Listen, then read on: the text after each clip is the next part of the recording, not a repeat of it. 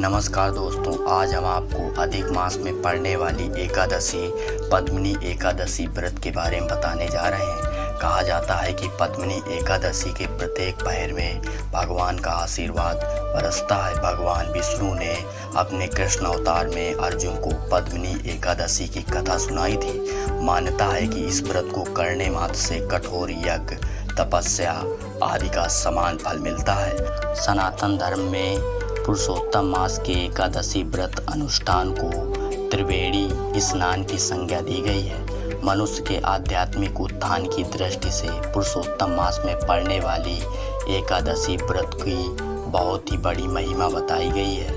हमारे धर्म शास्त्रों का मानना है कि यह पर्व हमारी भावनाओं को स्पष्ट करने और भगवान के प्रति आदर्श प्रेम की भावना को बढ़ावा देने का अवसर प्रदान करता है। श्री हरि विष्णु के अर्चन बंधन की यह एकादशी 3 वर्ष में एक बार पड़ती है। भारतीय काल गणना के अनुसार सौर वर्ष 365 दिन का होता है और चंद्र वर्ष 354 दिन का होता है। सौर वर्ष और चंद्र वर्ष में 11 दिन का अंतर आता है। यही अंतर 3 वर्ष में बढ़कर 33 दिन का हो जाता है। इस अंतर को संतुलन में रखने के लिए काल गणना के मनीषियों ने अधिक मास का विधान बनाया। बोलचाल की भाषा में इसको हम मलमास के नाम से पुकारते हैं और ऋषियों ने इसको पुरुषोत्तम मास की संज्ञा दी है। इस माह की शुक्ल पक्ष की एकादशी को पद्मिनी एकादशी और कृष्ण पक्ष की एकादशी को परमा एकादशी के नाम से भूषित किया। सामान्यतः प्रतिमाह में शुक्ल पक्ष और कृष्ण पक्ष में पड़ने वाली एकादशी व्रतों की वार्षिक संख्या 24 होती है, किंतु तीसरे वर्ष पुरुषोत्तम मास के चलते इसकी संख्या बढ़कर 26 हो जाती है।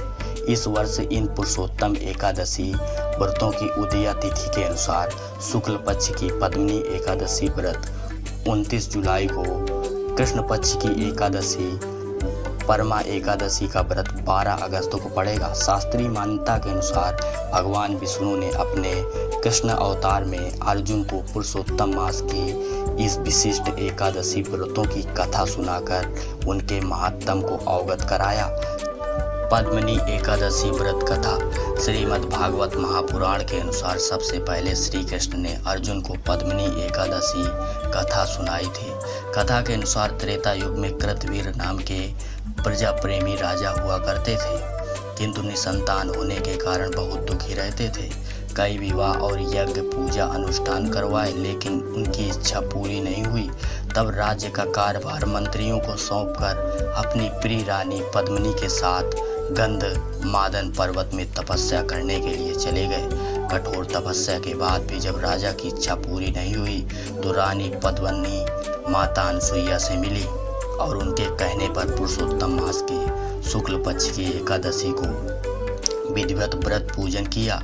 भगवान की कृपा से उन्हें कृतवीर अर्जुन नाम का अत्यंत तेजस्वी, बलशाली और योग्य पुत्र प्राप्त हुआ।